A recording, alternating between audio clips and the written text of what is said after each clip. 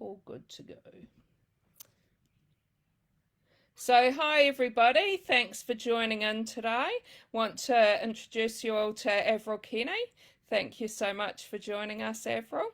So, Averil is a writer living in the lush, enchanted tropics of far north Queensland, and she writes women's fiction with an evocative flair, featuring strong, sassy heroines. She grew up on a dairy farm and studied journalism at the University of Queensland, and her latest book is Those Hamilton Sisters. So, thanks so much for joining us. Would you like to tell everyone a little bit about those Hamilton sisters? Oh, I'd love to. Thank you, first of all, for having me. I really, really appreciate it. It's really exciting. I've actually just been at my school on a school event, so I've rushed home and left my children there. So it's really exciting to kind of have this other life now, apart from just being a school mum. So thank you very much for having me. No, thanks. Yes, so this is my debut novel, Those Hamilton Sisters, published by Echo Publishing. It begins in 1955 in a small hamlet in far north Queensland. We have three orphan sisters step down off a steam train, and they've come home to their mother's birthplace in the wake of her passing. And they're going to be under the care of their aunt and uncle. The story then over 10 years follows their growing up, and follows the secrets in the town that will emerge as the girls are growing up. So it's a coming of age story, and it's about strong women in a time in which there was traditional roles. And so it's women trying to find their place in the world. And it's at its heart, it's a romance and a story about belonging and family. Thanks for that. And I just want to tell people that thanks to Echo Publishing, if you ask a question during our Facebook Live, you'll have a chance to win a copy of Those Hamilton Sisters. So thanks again to Echo Publishing for that. So could you tell us a little bit about how you came about writing this story? Like it is a historical fiction, but is there any of it that is from true things that have happened? So this story emerged the first idea came to me about 15 years ago when I was pregnant with my first child, and we lived in overlooking a sugarcane field, and so we'd every afternoon go from our little villa for a walk through the sugarcane, and the sun would be setting over the sugarcane, and it was just, I absolutely love where I live, but it was that feeling of being pregnant and new life and new beginnings, and just this story seemed to come to me at the same time. The actual plot, though, and what would happen didn't develop for another couple of years. So the story itself is very much, it's imbued both with where I live and why I love this place, but also my experiences of motherhood.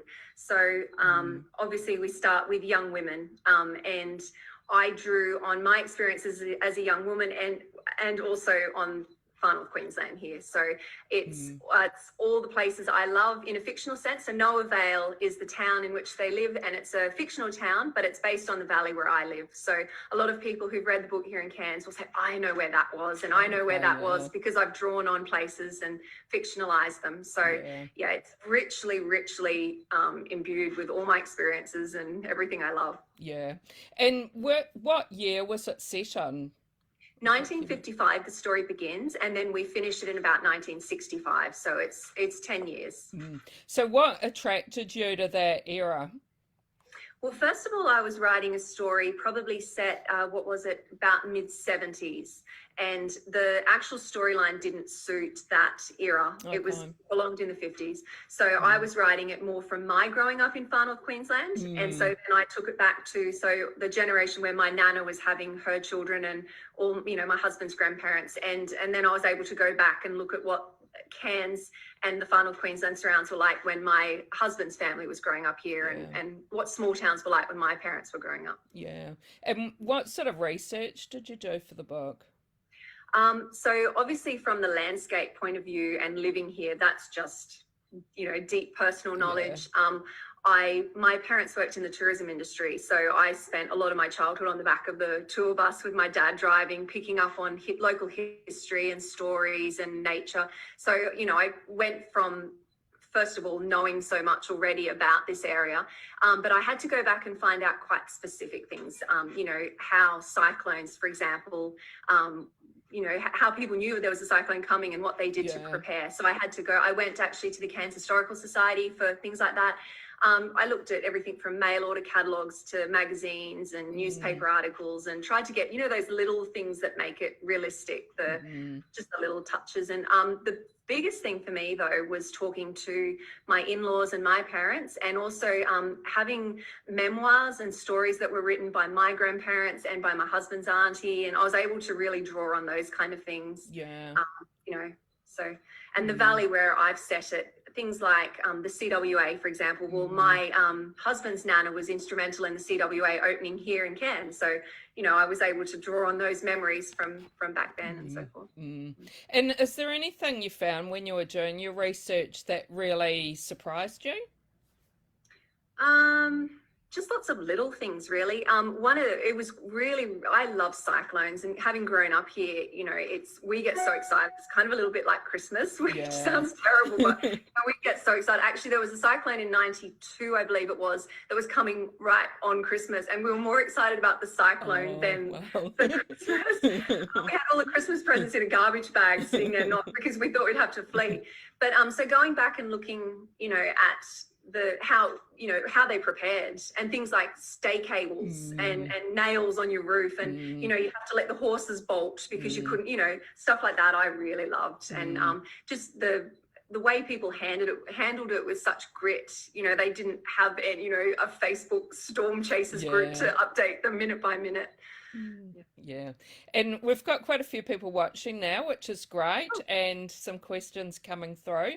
So just reminding people to type your questions, and you'll have a chance to win a copy of the book thanks to Echo Publishing.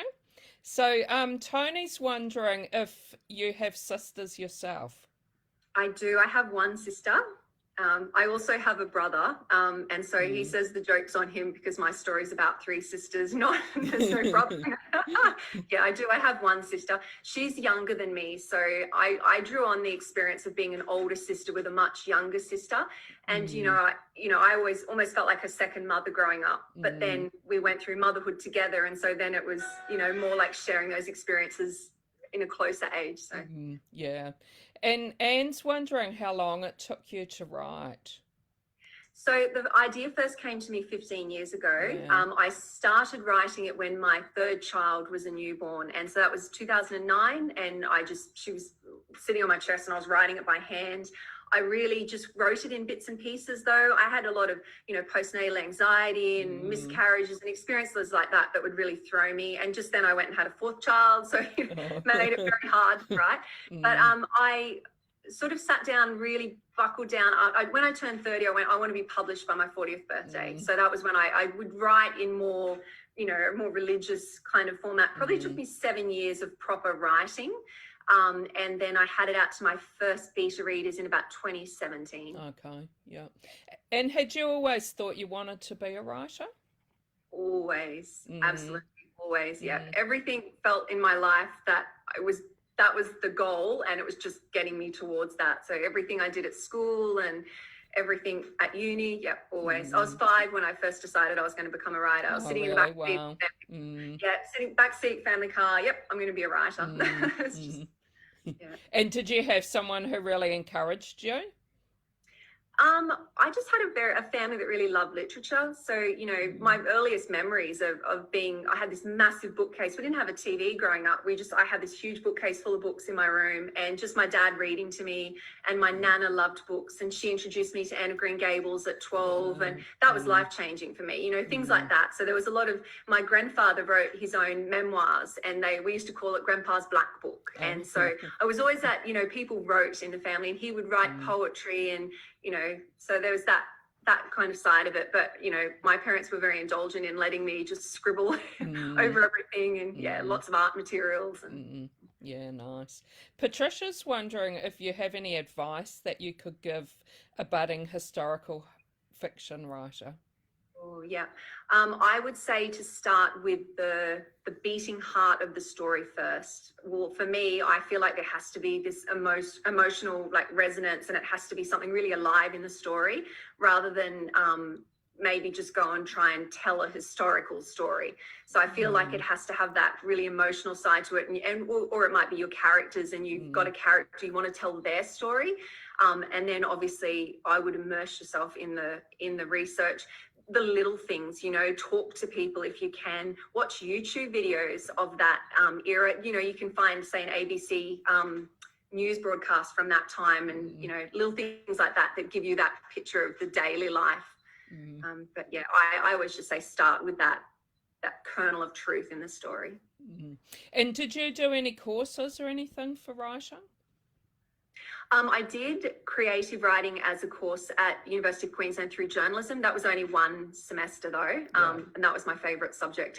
I loved that. That was really good. Yeah. But apart from that, I didn't. I've done a lot of reading. I've certainly got, you know, Bird by Bird by Anne Lamott and lots of things, and Stephen King's The Art of Writing. Okay. You know, I have lots of books that I've brought myself, but no, I haven't actually gone and done any other external courses. And Cassie's wondering if you have a favourite era and why it is your favourite era. I probably have two favourites, and that would be, I love the era of Anne of Green Gables. So that's more your, I guess it's your turn of the century, Edwardian, World War One. I love Rilla of Ingleside. So I love anything World War One or World War Two. And I just love Regency fiction so much. So Georgette Hare and obviously Jane Austen. And I you know, mid-century, obviously. Geraldine's wondering if you had a favourite sister while you were writing the book. You know, it changed based on who I was writing. Yeah. So when I was writing Sonnet, I would be so frustrated with Fable, being the younger sister, and I'd feel really frustrated. And I always say that their personalities would take over mine a little bit. So if I was writing Sonnet, I would be more assertive and snappy and, you know, stand up for myself. And then if I switch to Fable, well, I say she has my heart. So then I'd be more dreamy and reflective, and that sense of longing that permeates her chapters, you know, and I would feel that. I probably would say it was who I was writing at the time. I couldn't choose who I loved most. Yeah. And Tony's wondering, with 4 children, how do you get time to read? Well, do you get time, to read books yourself? I don't watch any television. I just don't watch TV. I don't really watch movies. So I read all the time. I'm actually in my library, and I've got so many books. I love to collect books from op shops and secondhand stores, and I just reading my life. No, I fit it in a very, you know, I make my children read too, but although once you become a reader, you are a reader, so you don't really have to make them read. But every day I read. What I gravitate to, And I'm interested to know what you have been reading lately, and if maybe there's something you'd like to recommend to us. I just finished actually reading The Shell Seekers again, and I felt, you know, when you read an old favorite and it's really hard to pick up another book after that, because you just feel so, you know, you've returned to that familiar world. But this is the one I've just brought. Oh, okay, yeah, I've got that one, but I haven't read it yet. The cover, I just love it. It is. I've read her previous 2 ones, so that's my next one on the list. But I'm actually, at this very second, I've been quite busy the last couple of days, and I just finished The Shell Seekers. So. And who's that by, The Shell Seekers? It's Rosamund Pilcher. Oh, yes, yeah, the classic. I think it's one of the top 100 books of all time. Oh, really? Okay, yeah. Belinda's wondering how you chose the names for your characters, and they're quite interesting names that you do have for the characters. So, wrong book. I'm going away. So I've got, the elder sister is Sonnet with the bright red hair, and then Fable has the strawberry blonde hair, and then Plum looks like she's a grown woman here, but we start the story and Plum's actually only a little 3-year-old girl. Her name is Novella Plum, but she's called Plum because she's just a little girl. I chose their names because their mother she loves literature, and she has a lot of dreams and aspirations that perhaps weren't realized. So her daughter's names reflect her love of reading and books. They're names that if I could have, I would have had as my own children's names, but unfortunately my husband vetoed them. So. And then I wanted to name a pet, actually. I wanted a little kitten called Sonnet. No, that got vetoed by my children. So you've been able to have your babies in your book. I have got my book babies. Patricia's wondering if you're working on your next book at the moment. I've finished my second manuscript for a second book, and it actually will be coming back to me soon from my wonderful publisher in the UK as well. So I'll get my feedback on that soon for the editorial notes. And then I'm currently I've got 2,500 on my third book written. Oh, So okay. Yeah. that one, so I'm starting on that. So my head's in three different places, talking about the first, waiting for the second, and beginning on the third. And are you able to tell us anything about your new ones? So the next one that's coming out is once again historical fiction. It's set in 1958. It's in Far North Queensland, but a very different area to where the first book is set. The first book is about kind of community judgment and how the sisters overcome that. But the second book is more, we have strong spirited heroines, but it's more about community spirit, and it's about this little community rising to a challenge. And it's about a town's daughter who takes another girl under her wing. So I really love it for a different reason. Yeah. Sisters, I'm more friendship. Sounds good. And could you tell us how hard or easy it was for you to get those Hamilton sisters published? It has felt since last year like a dream, but that up until this point I thought it would never happen.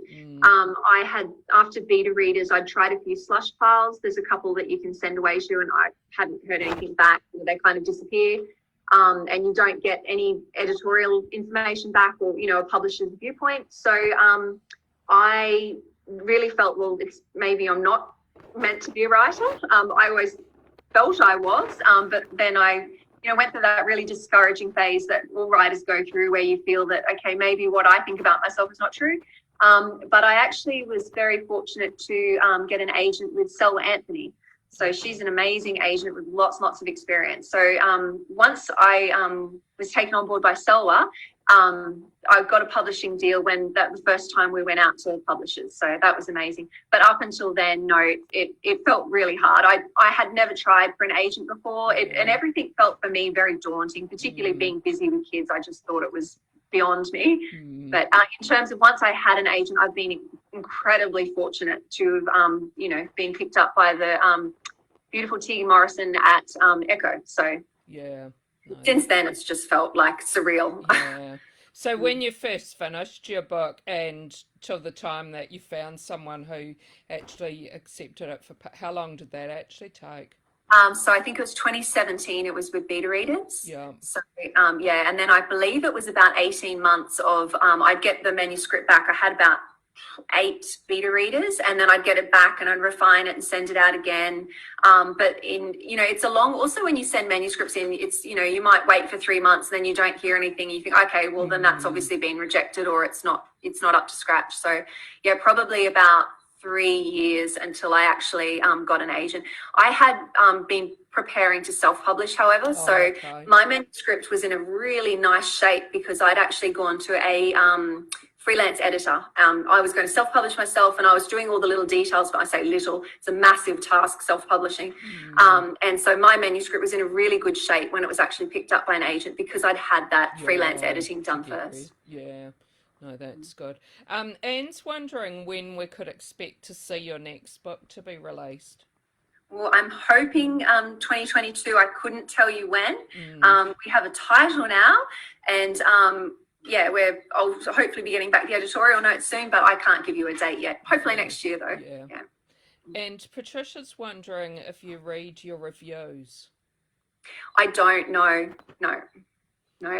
For me, it was once, the lovely things that my publisher has said to me and that my agent has said has been enough. I do read reviews that I have been sent by my publisher to read, or which have been, they've tagged me in it on social media because it's a kind review. Obviously I wouldn't read an awful review. I just don't see the need for it. The book's written, and I'm not going to change my book based on a mean review. So no, I don't read them. No, that's good. That's must be on a day when I'm feeling really weak and I go and read them. Yeah. And I'm just wondering about the cover. The cover's really nice, and I love the depiction of the sisters on there. Did you have any say in the cover? And if you did or didn't, like, are the three sisters on there how you imagined they would be? Oh, when I first saw the cover, I cried. Mm, Just because it was like, they're in my head. And then to see them real like that, I yeah, just cried. Yeah, no, very much. Obviously, Plum is a little bit older than the book starts there. So yeah, she's, when she's a bit bigger. So the cover is, it's just perfect. I love it. It's because it's the really dense tropical sky that I'm used to. So when I saw it, it was so familiar. It felt like somewhere that I know. There's yeah. actually a beautiful house. So this is Hartwood, which is the aunt and uncle's house. And Mm, there's a place just like it up near Port Douglas, which is what I based my story okay. on. And so to see it, and I had not specified that. That was the amazing cover designer's Yeah. work. And the sugarcane and the red volcanic dirt, it's, Mm, yeah, no, I absolutely love it. The only thing that I had been quite really wanted was obviously the girls to have the red hair. That's three yeah. different shades. So Mm, in the story, they all have, their mother had bright red hair, and they've all inherited her hair to a certain degree. So that was part of the story, and you read that in the first chapter. mm, So that was really important to me. But I mm. just, I loved their 1950s dresses and everything. It was, Yeah. I like the yeah. dresses and the cover, yeah. And a Mm, little flourish on those as well, because mm, it's those Hamilton sisters. I mm, really like that too. mm. Yeah. Patricia's wondering if you chose your title. No, actually, I had a completely different title, and thank goodness I didn't get my title, because it's nowhere near as good as this. Yeah. Yeah, no, it was my agent actually suggested those Hamilton sisters, and even the way she delivered it was so perfect when she said Mm. those Hamilton sisters. And I went, oh, of course, yeah. So Yeah. the amazing thing was I changed the surname of the girls just before I'd sent it in to for an agent, to my agent, and she actually said, "Oh, I don't know about that surname. What about this one?" And I went, "That was the name. Oh, That was the really? original Oh, name." So wow. that was goosebumpy that she Yeah. suggested. Yeah. Yeah. And talking about the surname, Cassie's wondering how you came up with the final surname. So is that the one that was suggested to That was you, the or? original one. Yeah, that Yeah. was, I really love the surname, and that was the original one, Mm, but I changed it. So that was mm, a bit of a psychic flair that she mm, picked up on that. Yeah. It's a great surname. I really mm, like mm. And Cassie also has another question. She says, how did you form the characters, and are they based on any traits of anyone you know or yourself, or? They've probably got traits from me. When I say Fable has my heart, so she's got that sense of when I Mm, go out into the rainforest, and that wonder, it's like an ache that comes over me, like this love of beauty and very kind of dreamy and artistic side. Sonnet's probably got my head, that real headstrong, assertive, and more the side of me as a mother and, a woman coming into her own strength. And mm, I guess Plum would have that more childlike aspect of myself. And mm, she has some experience of anxiety as well. And I mean, I've experienced anxiety growing mm, up, so that's probably the traits of me. But the characters themselves took on their own life. I always get a sense of who they are before I begin writing, but I will find that they, I might be writing, and then another character steps forward, and you go, oh, okay, all right. You they were just going to be a background character, but they yeah. almost like step forward, and you go, okay, wow, they've auditioned, and there they are. Yeah. How have you gone about promoting your book with COVID lockdowns and not being able to go to like interstate and things like that? What sort of things have you been doing to Well, like promote? this, wonderful people Yeah. like you give us the opportunity. I don't know what I would have done if this didn't Mm, exist. So I live in far north Queensland, which is, it's 2 days drive from Brisbane. It's a long way away from the nearest mm, capital city, mm, and we don't have many literary events up here, or many mm, opportunities like that. So even when on publication day, I couldn't go in and sign any books, because it was actually we'd had a snap mask directive kind of, mm, COVID was in Queensland at that stage. So but I'm being very fortunate that I haven't been in Melbourne, for example, where I know some other writers who've had 2 books come out now in successive years in lockdown, and yeah. but Mm, it's been amazing to see. So I've had a lot of library events, and that's mm, been fantastic. I can beam into Western Australia, or yeah. That's down in good. Victoria, and that's Mm, been amazing. I really love how librarians and book clubs and book lovers like Better Reading and places, they'll just take the lead with this kind of thing. I think it's excellent. What a great time to be a writer, yeah. because Yeah. you And can it's read. great for readers as well. Like people can touch with so many different authors that you wouldn't be able to otherwise. I know, and you Yeah. actually can get to know them. And we don't get many Mm, writers come up here, and you know, you mm. can be sitting in your lounge room with your UGG boots on and a nice pair, like a glass of champers, listening to your favorite Yeah, writer. exactly. Yeah. Mm, Yeah. mm. And I'm wondering how you find time to write. It sounds like you're very busy. Mm. Do you have set times that you try to write, or how do you plan your day? Well, the question would have been a lot different until last year because my youngest had started prep last year. So Okay. once he started prep, I could Mm, then structure my days to write in the day around, you know, PNC volunteering and mothering and extracurricular stuff. mm, But before that, I always would get up early in the morning. I'd get up at 5 or 5:30 and write. I mm. find that you're less judgmental of your ideas first thing in the morning, and you can write really well. I'm very judgmental of my writing at night. And if I've Okay. had a massive day of writing, I might have written 2,000 words, and then I'll go to bed cringing over what I wrote and thinking, oh, that's ridiculous. That's not realistic. So Mm, I try to distance myself from my writing and read at night. So now I structure my days that I write, if I can, in the middle of the day. But before that, it would just be little bits and pieces. When my youngest was very little, he would sleep on me in a sling, and I would be standing at the kitchen oh, bench writing with you. like that. Yeah. So I've done all those crazy things, and riding in the car park on the school run, and Mm, you know, my kids do things most afternoons, and there's 4 of them, so yeah. I just have to write wherever I can. But if now that I can try and eke out some time in the middle of the day, as long as I protect that, because you can just so easily find it'll be, Mum, can you go and get this for me? Or Yeah. you're asked to do something, and then you've lost it, and it might only be Mm, 2 hours a day, but that's really precious time. yeah. Yeah. And just reminding people before we finish off, if you do have any more questions, please type them in comments and you'll have a chance to win a copy of those Hamilton Sisters. While we wait to see if there are any more questions, could you tell people how they can keep in touch with what's happening with you? Yeah, sure. So I'm on Facebook as Averil Kenny Author. I'm on Instagram as Averil Kenny Author. And I'm also at my blog and website is www.averilkenny.com. Thanks for that. And thanks so much for joining us. It's been great chatting to you. Thank you for And having me. I'm Lovely. looking forward to reading more of your books. Hope we can Mhm. chat to you again when you've got another book out. I really appreciate it. Thank you for having Yeah. me. And thanks so much for everyone who joined in and for the great questions that people asked. Thanks. Bye, everybody. Bye.